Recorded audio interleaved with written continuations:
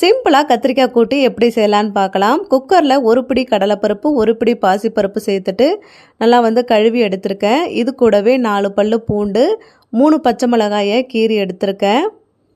ஒரு தக்காளி பழத்தை 4ஆக கட் பண்ணி சேர்த்துட்டு இந்த பருப்பு மூழ்கிற அளவுக்கு தண்ணி சேர்த்துட்டு கொஞ்சமாக மஞ்சத்தூள் சேர்த்து குக்கரை மூடி போட்டு ஒரு 2 விசில் நல்லா வேக வச்சு எடுத்துக்கோங்க. வாணலில் கொஞ்சமாக எண்ணெய் சேர்த்துட்டு கடுகு, உளுத்தம்பருப்பு, 2 வரமிளகாய், அதுக்கப்புறம் சின்ன வெங்காயம் ஒரு 4-5 சின்ன வெங்காயத்தை நல்லா கட் பண்ணி எடுத்துருக்கேன். நீங்கள் பெரிய வெங்காயம் கூட சேர்த்துக்கலாம். கொஞ்சமாக பெருங்காயத்தூள் சேர்த்துட்டு கத்திரிக்காய் சேர்த்துட்டு மஞ்சத்தூள், தேவையான அளவு உப்பு சேர்த்து ஒரு நிமிஷத்துக்கு நல்லா வதக்கிக்கோங்க. வதங்கினதுக்கப்புறமா தண்ணி ஊற்றி இந்த கத்திரிக்காய் 3/4 பகம் வேகிற அளவுக்கு நல்லா வேக வச்சு எடுத்துக்கோங்க. இப்போ 3/4 வாசி வெந்துருச்சு. வேக வச்சுருக்கிற பருப்பையும் சேர்த்துட்டு ஒரு 2 நிமிஷம் வெந்தால் போதும். கத்திரிக்காய் கூட்டு சிம்பிளாக சூப்பராக ரெடி ஆகிடும். நீங்கள் தேங்காய் துருவல் வேணும்னா சேர்த்துக்கலாம்.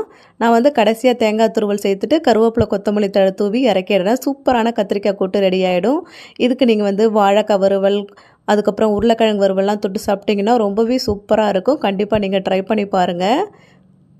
இந்த கத்திரிக்காய் கூட்டு ரெசிபி உங்களுக்கு பிடிச்சிருந்ததுன்னா மறக்காமல் அருணை கிச்சனுக்கு சப்ஸ்கிரைப் பண்ணிவிடுங்க.